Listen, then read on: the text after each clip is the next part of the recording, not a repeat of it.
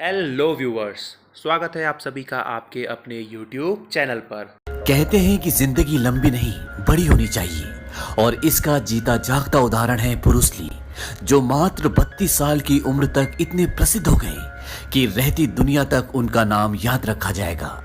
आज इस वीडियो में हम आपको बताएंगे कि ब्रूस ली के अंदर वो कौन सी बात थी जिसकी वजह से वो हमेशा भीड़ से अलग रहे। ब्रूस ली के अंदर वो कौन सी बात थी जिससे वो इतने महान बने और कैसे वो मात्र 32 साल की उम्र में इस दुनिया को छोड़ के हमेशा के लिए किसी और दुनिया में चले गए।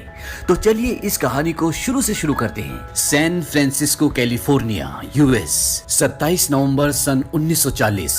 ये वो दिन था जब कैलिफोर्निया में ब्रूस ली का जन्म हुआ। उनका शुरुआती नाम ली जून फैन था, जो उन्हें एक नर्स ने दिया था। उनके पिता का नाम ली होई च्यून था, जो कि एक ओपेरा सिंगर और एक एक्टर थे, और उनकी मां का नाम ग्रेस हो था। ब्रूस ली के पैदा होने के मात्र 3 महीने बाद ही उनका पूरा परिवार हांगकांग वापस आ गया, जो उनके पिता की जन्मभूमि थी। अब क्योंकि उनके पिता एक ओपेरा सिंगर, एक एक्टर थे, जिसकी वजह से मात्र 3 महीने की उम्र में ही ब्रूस ली को पहली बार एक फिल्म में एक बच्चे का किरदार मिला। इस फिल्म का नाम था गोल्डन गेट गर्ल। धीरे धीरे वक्त बीतता रहा और ब्रूस ली बतौर एक बाल कलाकार फिल्मों में काम करते रहे और मात्र 16 साल की उम्र तक वो 20 से अधिक फिल्मों में काम कर चुके थे। जब ब्रूस ली छोटे थे तो उनकी हमेशा किसी न किसी से लड़ाई हो जाया करती थी और इसीलिए उनके पिता ने ये तय किया कि इन्हें मार्शल आर्ट सिखाया जाएगा। और शुरू में सबसे पहले उनके पिता ने खुद ही उन्हें मार्शल आर्ट सिखाया और जब वो 16 साल के हुए तो उन्हें यिप मैन के पास ट्रेनिंग लेने के लिए भेजा गया। यिप मैन एक बहुत ही प्रसिद्ध मार्शल आर्ट टीचर थे और उन्होंने उन्हें विंग चुन नाम की मार्शल आर्ट की कला सिखाई। ट्रेनिंग के 1 साल बाद ही ब्रूस ली के साथ के स्टूडेंट्स ने उनके साथ लड़ने से, प्रैक्टिस करने से मना कर दिया था, क्योंकि वो जान चुके थे कि ब्रूस ली पूरी तरह से चाइनीज नहीं है और चाइनीज अपनी कला किसी भी दूसरी कंट्री वालों के साथ शेयर नहीं करना चाहते थे। और इसीलिए उन्हें यिप मैन से प्राइवेट ट्रेनिंग लेनी पड़ी।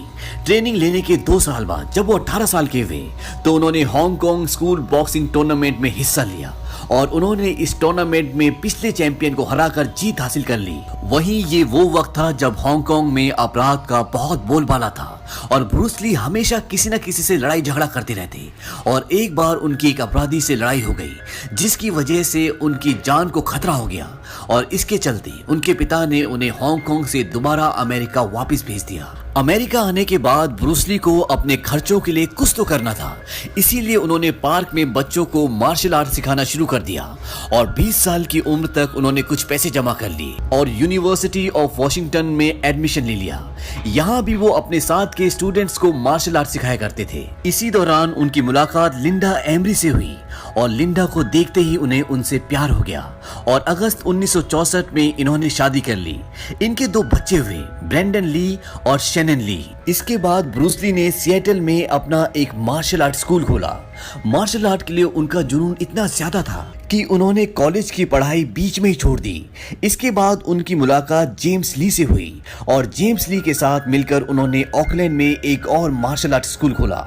जेम्स ली ने उनकी मुलाकात एड पार्कर से करवाई, जो कि मार्शल आर्ट चैंपियनशिप करवाया करते थे। और जब उन्होंने ब्रूस ली को भी एक चैंपियनशिप में हिस्सा लेने के लिए कहा तो ब्रूस ली ने उस चैंपियनशिप को जीता और इस तरह के स्टंट दिखाए कि वहां पर देखने वाले सभी लोग उनके स्टंट्स को देखकर हैरान रह गए। जहां एक तरफ ब्रूस ली मार्शल आर्ट के क्षेत्र में आगे बढ़ते ही चले जा रहे थे, वहीं दूसरी तरफ वो एक्टिंग की दुनिया से बहुत दूर चले गए। और एक मार्शल आर्ट एग्जीबिशन के दौरान विलियम डोजर की नजर उन पे पड़ी और उन्होंने उन्हें एक टीवी सीरियल के ऑडिशन के लिए बुलाया।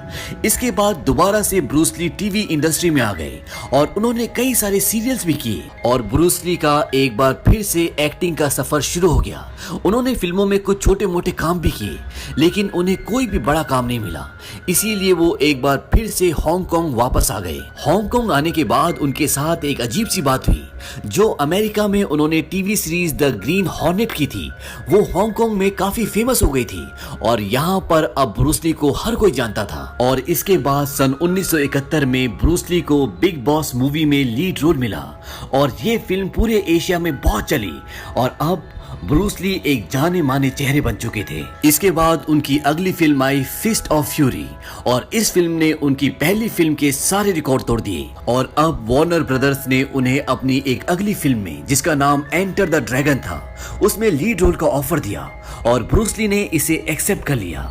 लेकिन इस फिल्म के रिलीज होने से मात्र 6 दिन पहले ही ब्रूस ली इस दुनिया को छोड़कर हमेशा के लिए किसी और दुनिया में चली गई। दरअसल 10 मई सन 1973 को काम करते वक्त ब्रूस ली के सिर में दर्द हुआ और उन्होंने दर्द की गोली खा ली, लेकिन कुछ ही देर बाद वो बेहोश हो गए। इसके बाद 20 जुलाई सन 1973 को एक बार फिर से उनके सिर में ऐसा ही दर्द हुआ और इस बार उनकी मृत्यु हो गई। ब्रूस ली ने अपने इस छोटे से जीवन काल में 7 रिकॉर्ड भी अपने नाम दर्ज किए। ब्रूस ली 45 किलो के भरे हुए रेत के बोरे को तोड़ने वाले इकलौते इंसान थे।